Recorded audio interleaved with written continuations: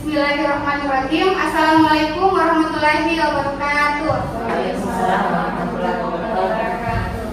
Baik, sebelumnya saya berterima kasih kepada Bapak Ibu rekan kerja, rekan guru, karena sudah bersedia meluangkan waktunya untuk melihat praktik baik yang telah saya lakukan di sekolah, yaitu di SMP Negeri Kota Praja.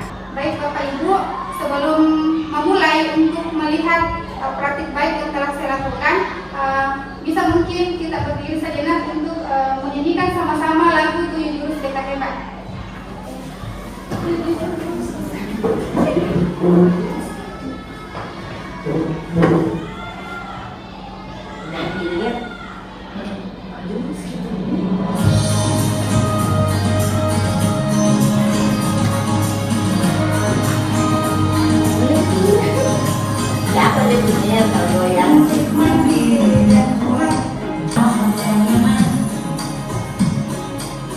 Dan juga menggembirakan tempat bertumbuh harapan, bersama ayo kita wujudkan pendidikan yang tulus, gunakan 7 jurus.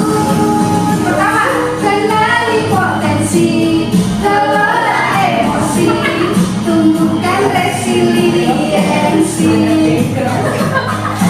konsistensi, menjalin koneksi, membangun kolaborasi, dan menatap situasi. Tujuh beta hebat, tujuh yang akan ku ingat. Ya, itu adalah ice breaking ya, biar bersemangat mulai aktivitas hari ini. Oke, lanjut.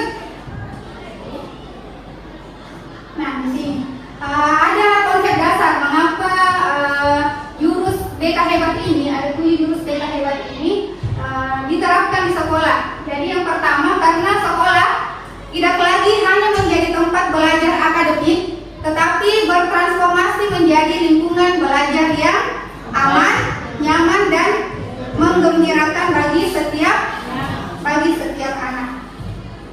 Mungkin banyak dari ibu di sini bertanya, kenapa jurus? Kenapa harus pakai jurus? Kenapa bukan pakai yang lain? Tujuh syarat kah, tujuh teknik kah, tujuh pendekatan?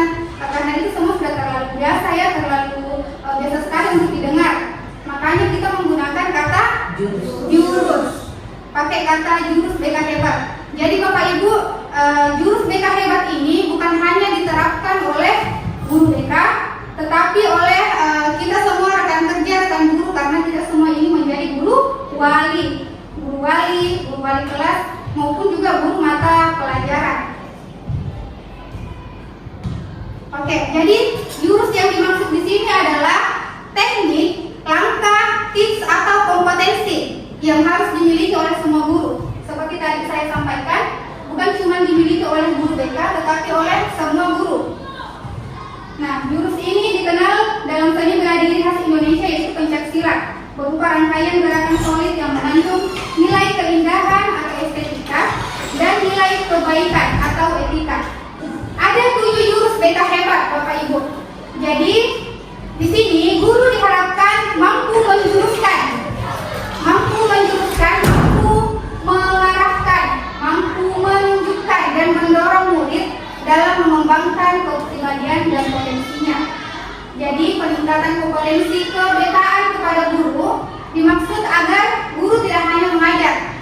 Jadi tugas kita ini sebagai guru bukan cuma mengajar, tetapi juga sebagai pembimbing bagi murid, baik itu pembimbing secara pribadi, sosial, belajar maupun karir dari murid.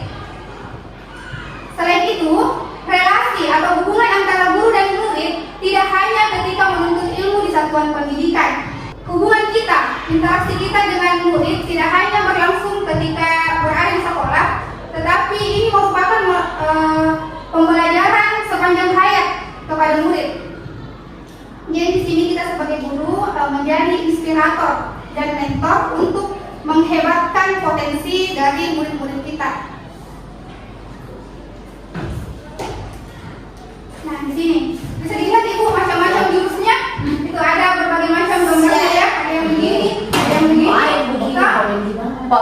Yang mana boleh digambar? Yang domba. Ada juga begini. Oke, jadi ini ya, ini ada 7 jurus BK hebat. Yang pertama, kenali potensi. Yang kedua, kelola emosi. Yang ketiga, tumbuhkan resiliensi. Yang keempat, jaga konsistensi. Yang kelima, jalin koneksi. Yang keempat, membangun kolaborasi. Dan yang terakhir, menata situasi. Oke, dari ketujuh jurus tersebut, jurus 1 sampai jurus kelima ini aspeknya murid. Kemudian 2 jurus yang terakhir ini, bangun kolaborasi dan menata situasi, ini aspeknya sistem, aspeknya kita, guru di sekolah dan pihak-pihak yang terlibat. Seperti misalnya bangun kolaborasi, kita bekerja sama multi pihak, bekerja sama dengan komite sekolah, bekerja sama dengan orang tua atau wali murid, dan menata situasi tugas kita juga bagaimana kita bisa menciptakan lingkungan sekolah atau lingkungan belajar yang membuat murid aman, nyaman dan menyenangkan seperti di konsep pembelajaran mendalam ya. Oke, dari kelima jurus yang harus diberikan kepada murid, saya di sini mengambil 2 jurus, yaitu yang pertama kenali potensi dan jurus yang keempat yaitu menjaga konsistensi. Di sini dalam mengaplikasikan jurus tersebut kita menggunakan metode namanya metode ARKA, bukan ARKA kelas 8A ya. Jadi ini ada namanya metode ARKA.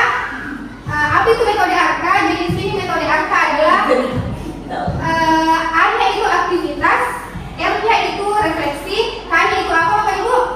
Konsep, dan A adalah aplikasi, betul. Jadi di metode ARKA ini siswa tidak hanya diberi penjelasan terus saja sampai selesai pelajaran, tidak. Jadi dalam menerapkan jurus ini kepada siswa di kelas, yang pertama kita lakukan adalah memberikan dia dulu aktivitas, kemudian menyuruh mereka untuk merefleksikan kira-kira apa refleksi dari aktivitas yang telah mereka lakukan tadi.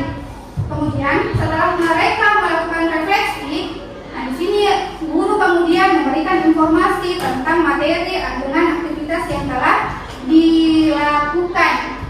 Kemudian yang terakhir, setelah guru memberikan konsep atau materi, nah siswa kemudian mulai mencoba mengaplikasikan antara konsep teori dengan rencana yang akan dilakukan. Begitu. Jadi ini adalah metode dari ARKA. Nah, di sini di SMP Negeri Salam Praja saya mengaplikasikan yang pertama itu adalah jurus 1. Jurus 1 itu adalah kenali potensi. Di sini saya berfokus mengenal gaya belajar dari murid. Ada berapa gaya belajar Bapak Ibu? Ada berapa gaya belajar? Gaya belajar murid? Ada 3, yaitu visual, auditoris, dan kinestetik. Oke, jadi 3 gaya belajar ini pasti dimiliki oleh murid, dan sedang murid pasti berbeda gaya belajarnya. Jadi antara murid yang satu dengan murid yang lainnya tidak boleh disamaratakan gaya belajarnya di kelas ya. Jadi harus bisa dikasih perbedaan lah, sehingga murid-murid dengan gaya belajar yang berbeda tadi bisa menangkap materi sesuai dengan gaya belajarnya. Jadi di kelas 8B itu saya sudah memetakan siswa ini misalnya gaya belajarnya ternyata kinestetik, siswa siapa lagi? Ikram gaya belajarnya ternyata auditori. Jadi di situ sudah terpampang, nanti itu akan di print kemudian ditempel di kelas masing-masing. Jadi nanti Bapak Ibu guru bisa melihat oh ternyata siswa di kelas 8B lebih banyak yang kinestetik, siswa di kelas 5A ternyata lebih senang auditori dan lain sebagainya. Jadi siswa mengakses link Aku Pintar tentang gaya belajar, kemudian mereka mengisi pertanyaan-pertanyaan yang ada di link tersebut. Setelah mereka mengisi soalnya, langsung muncul nanti jawabannya. Kemudian setelah mereka beraktivitas, kemudian lanjut mereka merefleksikan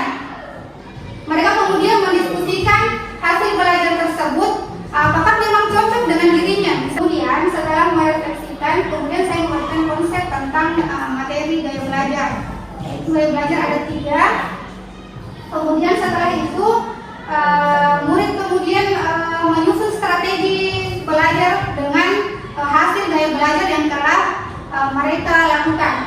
Kemudian murid juga mampu mengeksplorasi serta merefleksi dan cara menerapkan strategi pembelajaran efektif sesuai dengan gaya belajar mereka.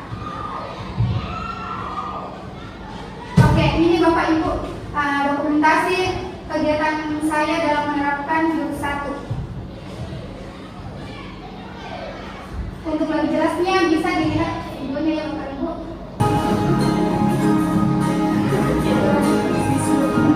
Ini adalah dokumentasi jurus 1 di kelas 8B.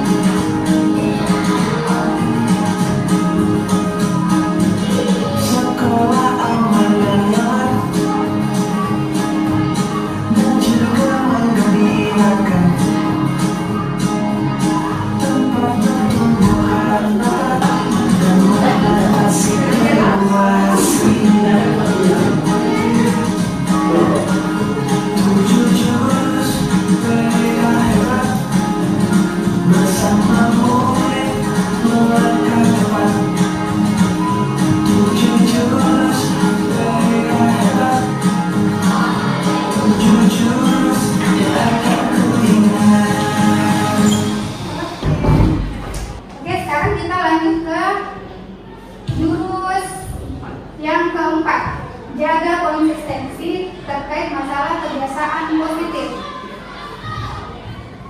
Alasan saya mengambil jurus ini tentang kebiasaan positif tidur cepat karena ternyata kurang tidur itu terbukti membuat remaja lebih sensitif, mudah marah, cemas, dan memiliki suasana hati yang buruk. Serta kebiasaan tidur yang konsisten bisa membantu stabilitas emosi pada murid. Pelaksanaan kegiatan. Jadi di jurus keempat ini saya melakukannya di kelas 7C. Jadi di kegiatan jurus keempat ini siswa itu mengisi LKPD, mengisi jurnal tentang riwayat kebiasaan tidurnya 7 hari ke belakang. Dan ternyata setelah mereka isi, kebanyakan dari mereka itu tidurnya jam 12 ke atas. Bahkan ada yang sampai jam 3 subuh baru tidur. Nah kemudian setelah mereka mengisi, kemudian saya memberikan layanan, memberikan materi tentang bahaya dari begadang atau tidur larut. Kemudian setelah itu murid mulai mengisi jurnal bimbingan untuk mulai menerapkan tidur cepat yang akan dia laksanakan 7 hari ke depan. Keempat ini juga dijelaskan bahwa kita sebagai guru bagaimana caranya kita bisa menumbuhkan kesadaran kepada murid dalam menemukan kebiasaan positifnya dengan cara memberikan kesadaran kepada mereka, bukan dengan cara paksaan. Oke, kemudian ini dokumentasi yang saya lakukan. Ini mereka mengisi jurnal bimbingan, ini hasil-hasilnya dengan membuat jurnal konsistensi tidur sederhana. Jadi mereka sesama murid ini saling bertukar jurnal dan saling mengingatkan dan memotivasi. Kemudian valid datanya ini dilakukan oleh kita sebagai wali kelas atau guru BK seminggu sekali. Jadi kita ini sebagai guru wali atau guru BK memantau jurnal bimbingan siswa. Itu tadi hasil implementasi praktik baik yang telah saya lakukan di sekolah SMP Negeri Santa Praja, yaitu saya mengimplementasikan jurus 1 dan jurus 4. Besar harapan saya semoga Bapak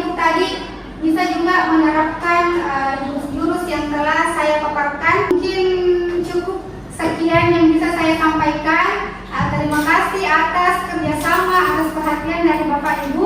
Wabillahi taufiq wal hidayah. Wassalamualaikum warahmatullahi wabarakatuh. Waalaikumsalam.